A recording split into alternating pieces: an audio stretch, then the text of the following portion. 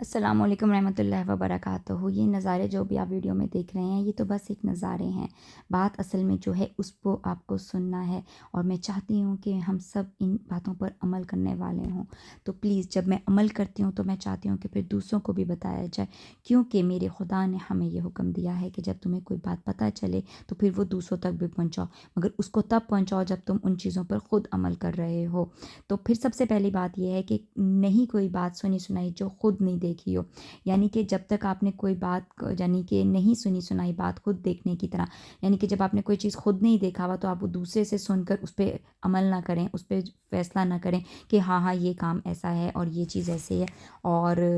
جب آپ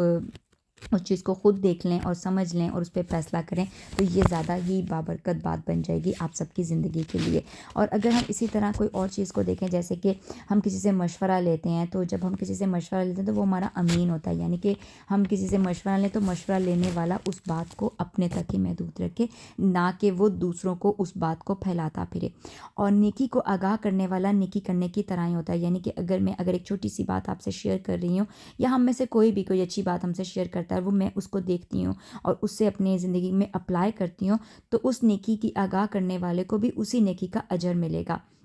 اور جون سا یہ چھوٹی چھوٹی باتیں جون سی ہیں، ان کو سن لینے سے ہی کوئی فائدہ نہیں ہوتا جب تک ہم ان پہ عمل نہیں کرتے، اور اگر ہم ان چیزوں کو اپنے زندگی میں عمل کر کے گزاریں گے تو ہماری زندگی اور خوبصورت ہو جائے گی اور بہت پیاری ہو جائے گی، اور زندگی میں بہت زیادہ اللہ تعالیٰ کی برکتیں اور رحمتیں ہمیں نظر آئیں گی۔ اسی کی طرح ہمیں جون سا ایک اور میں بہت ہی پیاری بات جون سی ہے وہ یہاں پر ضرور آپ سب سے شیئر کروں گی، کہ مال تھوڑا ہو اور کافی ہو وہ بہتر ہے بنسبت اس مال کے جو بہت زیادہ اور آپ کو غافل کر دے۔ یعنی ہمیں خدا تعالیٰ سے وہی بابرکت رزق لینا ہے جس سے ہم اپنے خدا کی طرف ہی راغب رہیں، نہ کہ ہمیں ایسا رزق مل جائے کہ جس سے ہم اپنے خدا سے دور ہو جائیں اور ہمارا عمل یا ہمارا کوئی ایسا کام ہم سے سرزد ہو جائے جو اس مال کی وجہ سے ہمیں اپنے خدا سے دور کر دے۔ تو زندگی میں ایسا ہی مال لیں، ایسی ہی دولت حاصل کرنے کی توقع کریں اللہ تعالیٰ سے کہ پلیز اللہ تعالیٰ مجھے اپنے ان پیارے بندوں میں شامل کر دے جن سے تو خوش اور راضی ہو، اور وہ انعامات نازل کر جن سے تیری رحمتیں اور برکتیں اور مجھ پر آ سکتی ہیں،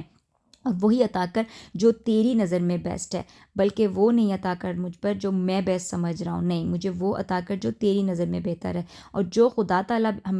ہمیں عطا کرتا ہے نا، اس سے بیسٹ چیز تو دنیا میں کوئی ہو ہی نہیں سکتی۔ نہیں شکر کرتا اللہ کا جو نہیں شکر کرتا بندوں کا۔ میں نے یہاں پر ایک بات ضرور کہنی ہے کہ جب کوئی انسان اپنے خدا کا شکر ادا نہیں کرتا نا، تو وہ بندوں کا شکر ادا کرنے والا ہو ہی نہیں سکتا۔ تو پلیز اپنے خدا کا شکر ادا ہر وقت کریں، اور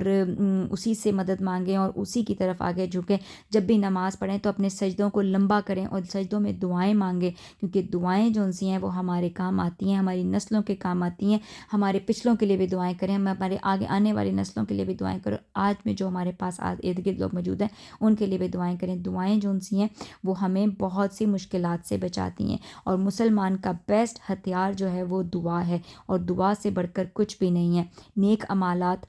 نیک کام اور نیتیں ہی ہمارے جو سے ہیں عملوں کو، ہمارے کاموں کو آسان بناتی ہیں۔ تو اپنی نیت کو ہمیشہ صاف رکھیں، اور پلیز خدا کے لیے سب پر رحم کریں، آمین۔